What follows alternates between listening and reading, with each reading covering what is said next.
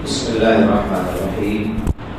الحمد لله والصلاة والسلام على رسول الله وعلى آله وصحبه ومن والاه أما بعد.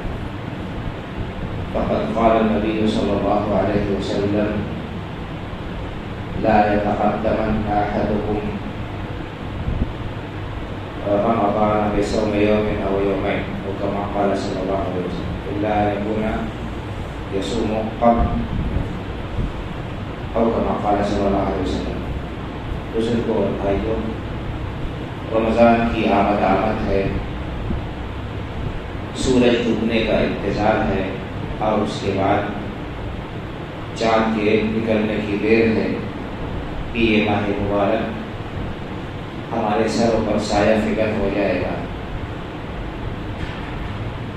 اس رمضان کی اہمیت، اس کے روزوں کی فضیلت، اس کا اجر و ثواب آپ حضرات بارہا سماعت فرما چکے ہیں. لیکن اس سے پہلے بھی کچھ آداب ہیں، کچھ احکام ہیں، اسے جاننا ہمارے لیے ضروری ہے. سب سے پہلے تو یہ کہ ہم چاند دیکھنے کا اہتمام کریں. حدیث میں اللہ کے رسول صلی اللہ علیہ وسلم نے ارشاد فرمایا کہ صوموا لرؤیتہ وافطروا لرؤیتہ، چاند دیکھ کر روزہ رکھنا شروع کرو اور چاند دیکھ کر ہی روزہ چھوڑو، یعنی عید مناؤ. تو بغیر چاند دیکھے ہوئے انسان روزہ یا مہینہ نہیں شروع کرے. چاند دیکھنے کا مطلب یہ ہے کہ باشرہ یہ لوگ ہیں، معتبر لوگ شرعاً، وہ گواہی دے کے انہوں نے چاند دیکھا ہے، یا رؤیت عام ہوتا ہے سارے کے سارے لوگ دیکھ لیں، تب انسان روزہ شروع کرے. اگر 29 تاریخ کو چاند نظر نہیں آیا، بدلی چھا گئی، کہیں سے رؤیت ہلال کی معتبر خبر نہیں پہنچی، تو شک کا روزہ انسان نہیں رکھے گا. کل پتہ نہیں 30 شعبان ہے کہ پہلی رمضان ہے، جب تک یقین نہ ہو جائے اس وقت تک رمضان کا روزہ نہیں ہوگا، اور شک کے دن کا روزہ رکھنا منع ہے. اللہ کے رسول صلی اللہ علیہ وسلم نے اس سے منع کیا ہے. رضی عمار بن یاسر رضی اللہ تعالیٰ عنہ کہتے ہیں کہ من صام اليوم الذي يشك فيه فقد عصى ابا القاسم صلی اللہ علیہ وسلم. اس شخص نے شک کے دن کا روزہ رکھا، پتہ نہیں چاند ہوا کہ نہیں ہوا، جب تک رؤیت نہیں ہو گئی تب تک اگر شک کے دن کا روزہ رکھا تو نبی کریم صلی اللہ علیہ وسلم کا نافرمان ہے ایسا شخص. اب تو وسائل و ذرائع ایسے ہو گئے کہ پل پل کی خبر ملتی رہتی ہے، اور ایک جگہ چاند نظر نہیں آیا تو پورے ملک میں بلکہ پوری دنیا میں اس کی خبر آنن فانن پہنچ جاتی. پہلے وسائل جو ہے اتصالات ایسے نہیں تھے، ذرائع ابلاغ اس طرح سے نہیں تھے، تو ایک دن 2 دن لگ جاتے تھے خبر پہنچنے میں. تو بعض لوگ شک کے دن کا روزہ رکھتے تھے، دیکھیں گے کل روزہ رکھ لیں گے، چاند کی خبر آ گئی تو رمضان مان لیں گے، اور نہیں تو نفلی روزہ. اللہ کے رسول صلی اللہ علیہ وسلم نے اس طرح سے شک کے دن کا روزہ رکھنے سے منع کیا ہے، اور اس کے خلاف آپ نے حکم دیا ہے. آپ نے یہ بھی فرمایا کہ رمضان سے 1 دن 2 دن پہلے انسان احتیاطی روزہ نہ رکھے. ہاں کوئی شخص پہلے سے اس کا روزہ رکھنے کی عادت تھی، وہ روزہ رکھتا تھا، جیسے مثلا 1 دن روزہ رکھنا، 1 دن افطار کرنا، 1 دن روزہ رکھنا، 1 دن افطار کرنا، عادت کسی شخص کی تھی، یا وہ ہر پیر کو ہر جمعرات کو روزہ رکھتا تھا جیسا کہ اللہ کے رسول صلی اللہ علیہ وسلم کا معمول تھا، اور رمضان سے 1 دن پہلے پیر پڑ گیا، رمضان سے 1 دن پہلے جمعرات پڑ گیا، تو وہ آدمی معمول کے مطابق روزہ رکھتا تھا، وہ 1 دن پہلے روزہ رکھ سکتا ہے. ورنہ رمضان کے استقبال میں روزہ رکھنا 1 دن پہلے سے 2 دن پہلے یہ سنت کے خلاف ہے، اور یہ درست نہیں، یہ درست نہیں. اور چاند دیکھنے کے بعد انسان کو دعا پڑھنی چاہیے. حدیث میں اللہ کے رسول صلی اللہ علیہ وسلم نے نیا چاند دیکھنے کی دعا بیان فرمائی ہے، ذکر کی ہے، تعلیم دی ہے. اللہم اہلہ علینا بالامن والایمان والسلامۃ والاسلام ربی وربک اللہ ہلال رشد وخیر. ترمذی وغیرہ کی روایت ہے کہ اللہ کے رسول صلی اللہ علیہ وسلم نے نیا چاند دیکھنے کی یہ دعا تلقین کی ہے کہ اللہم اہلہ علینا بالامن والایمان. اے اللہ تعالیٰ اس چاند کو امن اور ایمان کے ساتھ ہم پر طلوع فرما.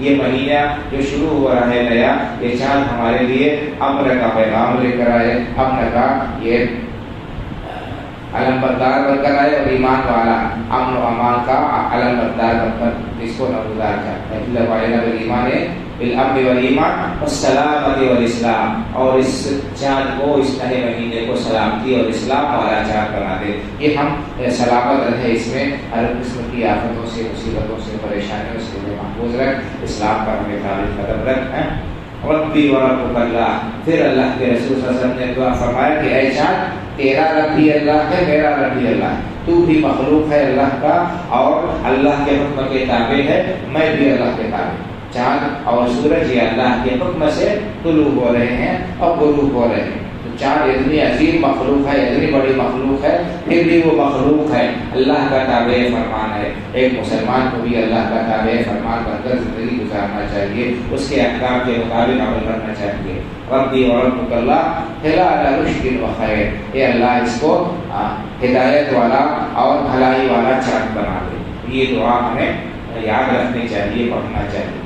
آج ایک عجیب معاملہ یہ ہے کہ جو باتیں سنت سے سکھائی گئی ہیں، اللہ کے رسول صلی اللہ علیہ وسلم نے جو تلقین کی ہے، دعائیں ہمیں یا جو آداب بتائے ہیں مختلف مواقع پر، وہ ہم نہیں یاد رکھتے ہیں، ان کا ہمیں علم نہیں ہوتا ہے، نہ ان کا ہمیں اہتمام کرتے ہیں. اس کے علاوہ دوسرے کام لغویات ہم لوگوں کو شوق ہے، جو ہے ایسی مبارکباد دینا جو ثابت نہیں، یا ایسے الفاظ کہنا جو ثابت نہیں، یا خوشی کے موقع پر تالی بجانا، اچھل کود کرنا، یہ سب صحیح نہیں ہے. آپ دیکھتے ہوں گے ایک رمضان کا چاند نکلنے کے ساتھ ہی بچوں کی ایک فوج نکلتی ہے اور چیخ پکار شروع کرتے ہیں. بہت سے لوگ بھی ترانے گاتے ہیں، طرح طرح کے مبالغہ آمیز نظمیں پڑھتے ہیں جو ثابت نہیں ہے، اور جو دعا اللہ کے رسول صلی اللہ علیہ وسلم سے ثابت ہے وہ انہیں پتہ ہی نہیں. اور عید کا چاند جب نظر آ جاتا ہے تب کیا صورتحال ہوتی ہے، کس طرح سے لغویات لوگ کرتے ہیں، کس طرح کی تماشے بازیاں کرتے ہیں، آتش بازی ہے یہ وہ، یہ سب ہر شخص کو معلوم ہے. وہاں پہ اس سے اعتراض اور بچنا ضروری ہے، بچنا ضروری ہے. دوبارہ اس سے پہلے رمضان کا یا ہر مہینے کا ہم چاند دیکھنے کا اہتمام کریں، اور چاند دیکھنے کے بعد یہ دعا اگر ہو سکے یاد ہو تو اس کو پڑھیں، اور اس کے بعد پھر ایک ایک لمحے کی ہم قدر کریں. ماہ رمضان کا چاند دیکھنے کے ساتھ ہی یہ مہینہ شروع ہو گیا، اب ہم ایک ایک لمحے کی قدر کریں اور اپنے اوقات کو زیادہ سے زیادہ اللہ کے ذکر میں اور تسبیح و تحلیل میں، توبہ و استغفار میں، قرآن کریم کی تلاوت میں صرف کریں. ہم بیکار نہ بیٹھے رہے، اپنی زبان کو نامناسب کلمات کے ذریعے سے حرکت نہ دیں. ہم کو جو کچھ بھی یاد ہے قرآن سے، سورہ فاتحہ، قل هو اللہ اور چھوٹی چھوٹی صورتیں، ہم ان کو پڑھتے رہیں. ہر حرف کو پڑھنے کا ثواب ہے. اور اسی طرح سے تسبیحات کا بھی اہتمام کریں. سبحان اللہ، الحمدللہ، اللہ اکبر، لا الہ الا اللہ، لا حول ولا قوت الا باللہ. جو بھی ہم کلمات کہہ سکتے ہیں ان کو پڑھتے رہیں، ان کا ذکر کرتے رہیں. کوئی خاص تعداد ضروری ہے، نہ کوئی خاص ورد جو ہے اس کا اہتمام ضروری ہے. ہم جو بھی اوراد و اذکار اللہ رب العالمین ہمیں توفیق دے ان کو پڑھنے کا ہمیں عادی بنانا چاہیے. ہماری زبان کو ہم اللہ رب العالمین کے ذکر سے تب رکھیں، ہمہ وقت، ہمیشہ.